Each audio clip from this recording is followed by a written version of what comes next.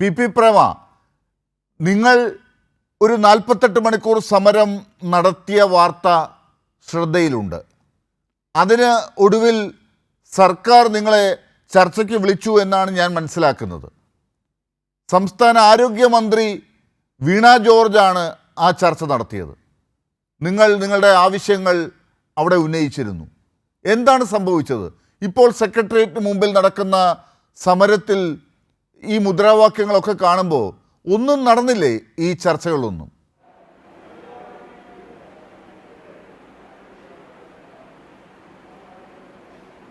ഞങ്ങൾ സമരം നടത്തിയത് ഈ മുദ്രാവാക്യങ്ങൾ ഉയർത്തിക്കൊണ്ടല്ല. ഞങ്ങളുടെ സമരത്തിൽ ഈ മുദ്രാവാക്യങ്ങളും ഉണ്ടായിരുന്നു എന്നുള്ളത് യാഥാർത്ഥ്യമാണ്. എന്നാൽ ഞങ്ങളുടെ പ്രധാന വിഷയം ആശമാരുടെ ജോലി ഭാരം, അതോടൊപ്പം ചെയ്ത വർക്കുകൾ തന്നെ വീണ്ടും ചെയ്യിക്കുക, അടിമ വേല ചെയ്യിക്കുന്നത് പോലെ രാവും പകലും പണിയെടുപ്പിക്കുന്ന ഒരു സ്ഥിതിവിശേഷം ഉണ്ടായ സമയത്താണ് 2 തവണ സമരം നടത്തിയിട്ടും DHSലെ ഡയറക്ടറുമായി ചർച്ച നടത്തിയിട്ടും വേണ്ടത്ര പരിഗണന ലഭിക്കാതെ വന്നപ്പോൾ DHSന് മുന്നിൽ ഒരു രാപ്പകൽ സമരം നടത്തണം എന്ന് ഞങ്ങൾ തീരുമാനിച്ചിട്ടുള്ളത്. രാപ്പകൽ സത്യാഗ്രഹ സമരം നടത്തി 12 മണിക്കൂറാകുന്നതിന് മുൻപ് ചർച്ചയ്ക്ക് വിളിച്ചിട്ടുണ്ട്. ചർച്ചയിൽ ഞങ്ങൾ മുന്നോട്ട് വെച്ച മുഴുവൻ മുദ്രാവാക്യങ്ങളും അംഗീകരിക്കുന്ന നിലപാടാണ് നമ്മുടെ ആരോഗ്യവകുപ്പ് മന്ത്രിയുടെ ഭാഗത്തുനിന്നും DHSൻ്റെ ബന്ധപ്പെട്ട ഉദ്യോഗസ്ഥരുടെ ഭാഗത്തുനിന്നും ഉണ്ടായിട്ടുള്ളത്. അത് ഞങ്ങൾക്ക് അഭിമാനത്തോടെ പറയാൻ വേണ്ടി കഴിയും. കേരളത്തിൽ 26,117 ആശമാരുള്ളതിൽ 20,355 മെമ്പർഷിപ്പ് CITUവിനുണ്ട്. CITU നേതൃത്വത്തിൽ നിരവധിയായ സമരങ്ങൾ ഈ മേഖലയിൽ നടത്തേണ്ടി വന്നിട്ടുണ്ട്. ഇൻസെൻറ്റീവ് ആശമാരെ നിയമിച്ച് ആ സമയത്ത് തന്നെ നിശ്ചിത ഇൻസെൻറ്റീവായിരുന്നു പറഞ്ഞിരുന്നത്. ആ സമയത്ത് ഇൻസെൻറ്റീവ് 1.5 വർഷം തരാതെ, 1 രൂപ പോലും തരാതെ ഞങ്ങളെ പ്രവർത്തിപ്പിച്ചു. ആ സമയത്ത് CITUവിൻ്റെ കൊടുക്കീഴിൽ അണിനിരക്കണം എന്ന് തീരുമാനിച്ചുകൊണ്ട് ഞങ്ങൾ ആ സംഘടന രൂപീകരിക്കുകയും CITUവിൻ്റെ സഹായത്തോടു കൂടി സമരം ചെയ്യുകയുമായിരുന്നു. അന്ന് ഇൻസെൻറ്റീവ് 2 തവണകളിലായി ആ 1.5 വർഷത്തെ ഇൻസെൻറ്റീവ് ലഭിച്ചു. പിന്നീട് ഉത്സവ ഭത്ത ലഭിക്കാൻ വേണ്ടി ഇത് 2005 മറ്റ് സ്റ്റേറ്റുകളിലൊക്കെ തന്നെ ആശമാരെ തിരഞ്ഞെടുത്തത്. എന്നാൽ കേരളത്തിൽ അന്ന് UDF സർക്കാർ ആയതുകൊണ്ട് കേരളത്തിൽ ആരോഗ്യ മേഖല വളരെ ശക്തിപ്പെട്ട സംസ്ഥാനമാണെന്നും ആശമാരുടെ ആവശ്യമില്ല എന്നും പറഞ്ഞ് സർക്കുലർ മാറ്റിവെച്ചതായിരുന്നു. എന്നാൽ പിന്നീട് വന്ന VS അച്യുതാനന്ദൻ ഗവൺമെൻറ്റാണ് ആശമാരെ, അന്നത്തെ ആരോഗ്യവകുപ്പ് മന്ത്രി PK ശ്രീമതി ടീച്ചറാണ് ആശമാരുടെ ഈ സർക്കുലർ പൊടി തട്ടിയെടുത്ത് നടപ്പാക്കാൻ വേണ്ടി തയ്യാറായതും. പിന്നീട് അന്ന് 25,000-ഓളം ആശമാരെയായിരുന്നു തിരഞ്ഞെടുത്തിരുന്നത്. ഞങ്ങളെ ഇൻ്റർവ്യൂ നടത്തി ഫീൽഡിലേക്ക് ഇറക്കുന്ന സമയത്ത് ആഴ്ചയിൽ 3-4 ദിവസം 2-3 മണിക്കൂർ പ്രവർത്തിച്ചാൽ മതി, അതിന് നിശ്ചിത ഇൻസെൻറ്റീവാണ് തരിക എന്നുള്ളതായിരുന്നു പറഞ്ഞിരുന്നത്. എന്നാൽ പ്രവർത്തനത്തിന് ഫീൽഡിലേക്ക് ഇറങ്ങിയ സമയത്ത് ഞങ്ങൾക്ക് 12 മണിക്കൂറും എടുത്താൽ തീരാത്ത പ്രവർത്തനങ്ങളായിരുന്നു ഉണ്ടായിരുന്നത്. അന്ന് ഞങ്ങൾ ചെയ്യേണ്ടതല്ലാത്ത ഒരുപാട് ജോലികൾ ഞങ്ങളെ കൊണ്ട് ചെയ്യിച്ചു. പിന്നീടാണ് ഞങ്ങൾക്ക് 1.5 വർഷം ഈ ഇൻസെൻറ്റീവും കിട്ടാതെ വന്നപ്പോഴാണ് ഞങ്ങൾ വീണ്ടും സംഘടന വേണം എന്നുള്ള ധാരണയോടുകൂടി CITU സംഘടിപ്പിക്കുകയും സമരത്തിലേക്ക് പോവുകയും ചെയ്തത്. ആ സമരത്തിലേക്ക് പോയ സമയത്താണ് 1.5 വർഷത്തെ ഇൻസെൻറ്റീവ് ഞങ്ങൾക്ക് കിട്ടുന്നത്. വീണ്ടും ആ ഗവൺമെൻറ്റിൻ്റെ കാലത്ത് തന്നെ ആദ്യമായിട്ട് ഉത്സവ ഭത്ത ഞങ്ങൾക്ക് കിട്ടി. ക്ലീനിങ്ങും അതുപോലെ ബെഡ്ഷീറ്റ് അലക്കൽ വരെ ആശമാരെ കൊണ്ട് ചെയ്യിച്ചിരുന്നു. ഇതിനെതിരെ അതിശക്തമായ സമരം നടത്തിയതിൻ്റെ ഭാഗമായി ബന്ധപ്പെട്ട ആരോഗ്യവകുപ്പ് മന്ത്രി ശ്രീമതി ടീച്ചർ ഇത്തരം ജോലികളൊന്നും ആശമാരെ കൊണ്ട് ചെയ്യിക്കരുതെന്നുള്ള നിർദ്ദേശം നൽകി. അത്തരം സമരങ്ങളും ഞങ്ങൾ നടത്തിയിട്ടുണ്ട്. ഹോണറേറിയം ഞങ്ങൾക്ക് അനുവദിക്കണം എന്ന് പറഞ്ഞ് VS അച്യുതാനന്ദൻ ഗവൺമെൻറ്റിൻ്റെ കാലത്ത് ഞങ്ങൾ സമരം നടത്തിയിട്ടുണ്ട്. അതിൻ്റെ ഭാഗമായി 300 രൂപ വീതം ഓണറേറിയം നീക്കി വെച്ചുകൊണ്ടാണ് ആ ഗവൺമെൻറ് അധികാരത്തിൽ നിന്നും പോയിട്ടുള്ളത്. പിന്നീടുള്ളൊരു അനുഭവം എന്ന് പറയുന്നത് ഉമ്മൻചാണ്ടി ഗവൺമെൻറ്റിൻ്റെ 5 വർഷക്കാലമാണ്. ഈ ഹോണറേറിയമോ ഇൻസെൻറ്റീവോ 14 മാസക്കാലം തന്നില്ല എന്നുള്ളതാണ് വസ്തുത. ആ 14 മാസക്കാലം ഓണറേറിയവും ഇൻസെൻറ്റീവും തരാതിരുന്ന സമയത്താണ് നിരവധിയായ ഇടപെടലുകൾ നടത്തി. മുഖ്യമന്ത്രിയെ കണ്ടു, ആരോഗ്യവകുപ്പ് മന്ത്രിയെ കണ്ടു. അതൊന്നും പരിഗണിക്കപ്പെടാതെ വന്നപ്പോഴാണ് സെക്രട്ടേറിയറ്റിന് മുൻപിൽ 14 ദിവസം രാപ്പകൽ സമരം നടത്തണം എന്ന് 14 മാസത്തെ ഇൻസെൻറ്റീവും ഹോണറേറിയവും കിട്ടാതെ വന്നപ്പോൾ ഞങ്ങൾ രാപ്പകൽ സമരം നടത്താൻ വേണ്ടി ഇപ്പോ നമുക്ക് കുറച്ചുകൂടി സ്പെസിഫിക് ആയി ചില ചോദ്യങ്ങൾ ഞാൻ ചോദിക്കാം.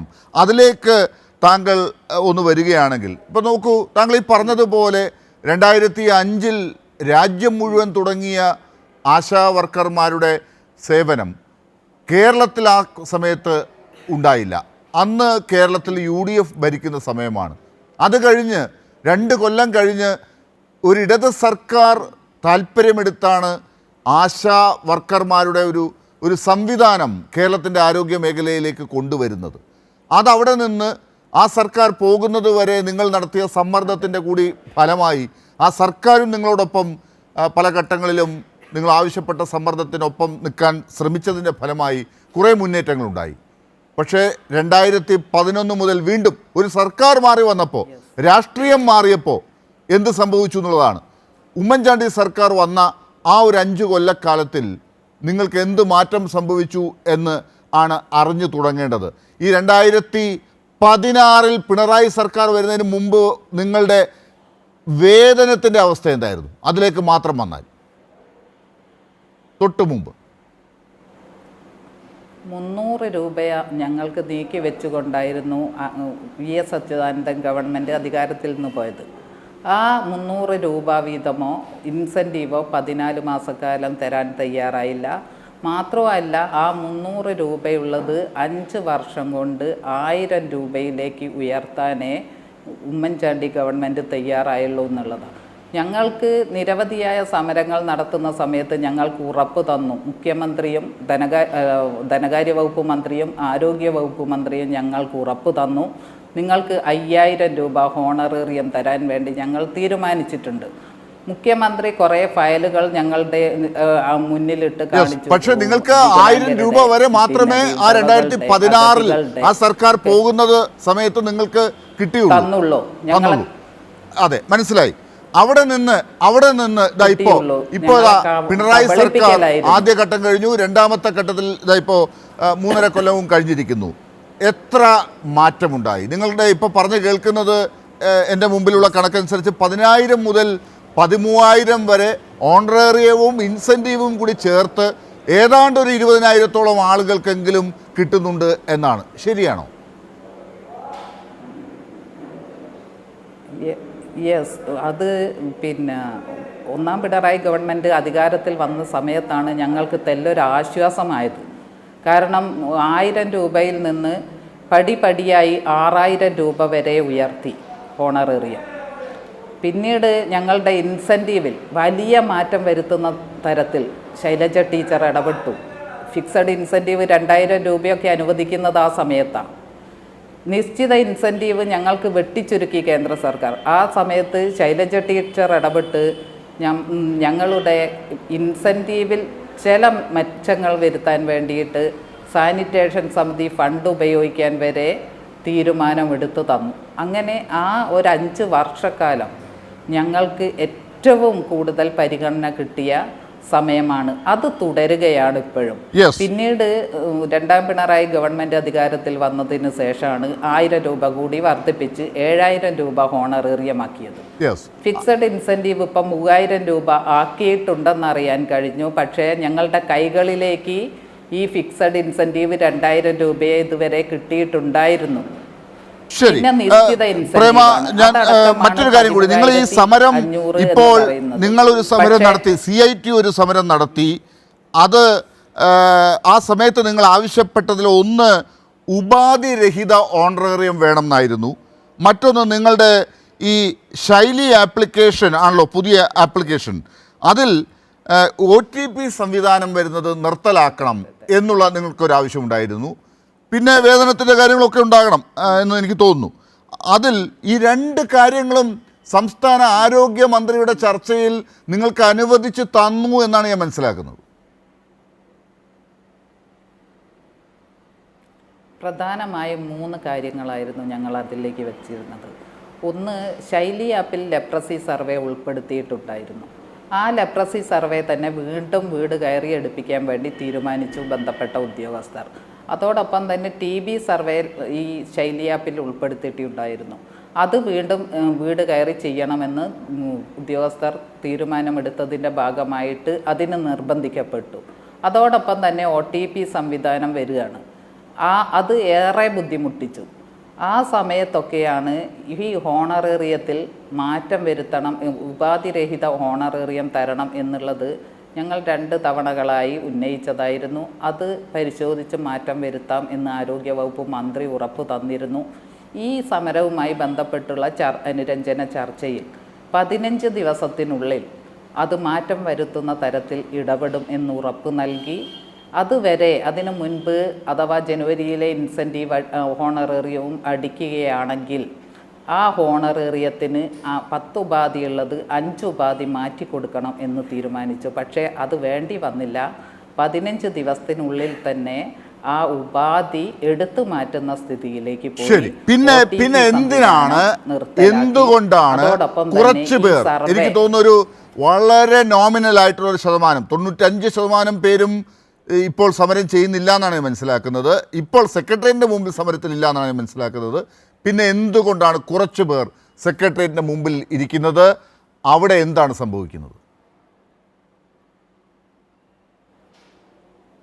ഞങ്ങളുടെ ഒരു വിശ്വാസം അത് ഒരു ഗൂഢാലോചനയുടെ ഭാഗമായി ഒരു രാഷ്ട്രീയ പ്രേരിതമായ സമരമാണ് എന്നുള്ളതാണ്. തൊഴിലാളികൾക്ക് വേണ്ടിയുള്ള ഒരു സമരമായിട്ട് ഞങ്ങൾക്കതിനെ കാണാൻ വേണ്ടി കഴിയില്ല.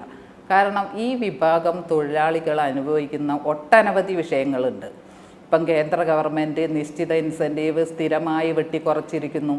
അതുപോലെ തന്നെ കേന്ദ്ര ഗവൺമെൻറ്റിൻ്റെ NHM പ്രൊജക്റ്റിൻ്റെ ഭാഗമായി പ്രവർത്തിക്കുന്നവരാണ് ഞങ്ങൾ.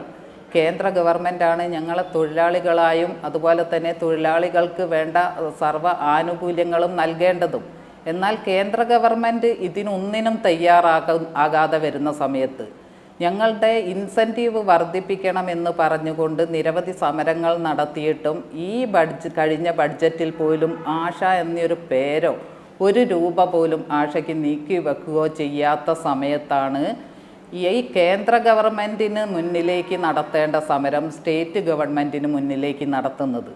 ഇതുകൊണ്ട് തന്നെയാണ് ഇത് എന്തോ ഗൂഢാലോചനയുടെ ഭാഗമാണ്. ഇത് തൊഴിലാളികൾക്ക് വേണ്ടിയുള്ള സമരമല്ല. മാത്രവുമല്ല, നമ്മുടെ തൊഴിലാളികൾ കൃത്യമായി ആരോഗ്യ മേഖലയിൽ പ്രവർത്തിക്കുന്നുണ്ട്. ഒരു ചെറിയ വിഭാഗത്തെ കബളിപ്പിച്ചുകൊണ്ടാണ് ഇപ്പോൾ നടക്കുന്ന സമരം. ആ തൊഴിലാളികളോട് വളരെ വിനയത്തോടെ എനിക്ക് പറയാനുള്ളത്, അവരുടെ ജോലി നഷ്ടപ്പെടുന്ന വിധത്തിലേക്ക് അവർ പോകാൻ വേണ്ടി പാടില്ല. അവർ തെറ്റിദ്ധരിക്കപ്പെട്ടതാണ്. അതുകൊണ്ട് അവരുടെ ജോലി കൃത്യമായി ചെയ്തുകൊണ്ട് ഇത്തരം വേതനങ്ങളൊക്കെ കൂട്ടി കിട്ടാൻ വേണ്ടിയിട്ടുള്ള സകല ഇടപെടലുകളും ഇപ്പം സംഘടന എന്നുള്ള രീതിയിൽ നടത്തുന്നുണ്ട്. അത് അനുവദിച്ചു തരും എന്നുള്ളത് ഒരു സത്യമാണ്. കേരളത്തിലെ ഇടതുപക്ഷ ഗവൺമെന്റിന് ഈ ഹോണറേറിയം വർദ്ധിപ്പിക്കണം എന്ന് താല്പര്യമുണ്ട്. തീർച്ചയായും. ഇന്ന്